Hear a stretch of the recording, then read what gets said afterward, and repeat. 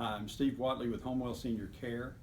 We wanted to talk to you a little bit about traveling with your loved one who needs extra help during the holidays. If you're traveling by car, you might want to consider the distance that you're traveling, because some folks really just don't do well traveling long distances. But let's say that the distance is fine and everybody's looking forward to the trip. They're going to go visit family and friends. Probably the best thing that you can do is either have a small or moderately sized SUV, because it's easier for folks to transfer or get in and out of on any given day. Cars are usually too low and it's very hard to get up out of the car. It's not very hard for them to get in the car, but getting out of the car might make it difficult. Another thing you might want to do is add some extra sleeve protection for those who have really thin skin and they might bump themselves on the car getting in and out, or you might have inadvertently grabbed them or something, and kind of protect that skin. While you're on the road, you might want to give some thought as to making periodic stops to give them a little bit of time to maybe stretch or just take care of some personal needs.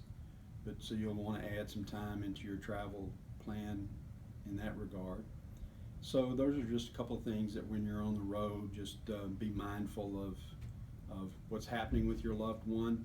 They may not tell you that they need to take have a relief break, but just watch the body language and you should be able to see some extra fidgeting or things of that nature, and might want to clue you into a stop. Now, traveling by air is a completely different matter.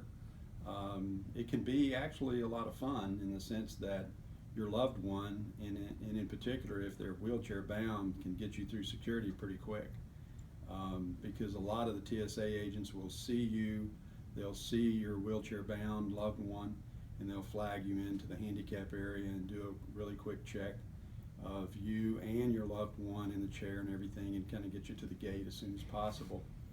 Some of the things you want to be aware of, if you can, is when you're traveling by air, if you can travel first class, that really gives you an added advantage in a couple of different ways. If your loved one is walking, they don't have nearly as far to walk when they get in on a somewhat cramped airplane.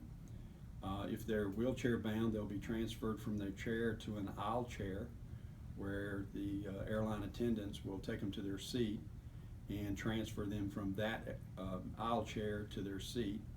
The seats are larger, there's more space to maneuver, and they will get more attention along the trip. My dad and I traveled a couple of times by air when he was still with us. It was a great experience. He thought that's the way everybody should travel. Got extra attention with the flight attendants. Matter of fact, they brought him a chocolate chip cookie and I had to ask for mine. So, it was kind of a funny thing for him, the story that we told over time. You might want to keep in mind the added sleeve protection for them as well when you fly by air, because there's close quarters. They can bump themselves. It doesn't take much for them to either have a bruise or tear their skin, so you might want to just be aware of those kinds of things. Share with your loved one what's going to happen on the flight if they've not flown before, or if it's been a while since they've flown.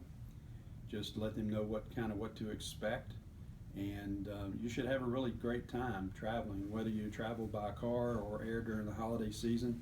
Just be mindful of their body language and things so that you can attend to their personal needs along the way.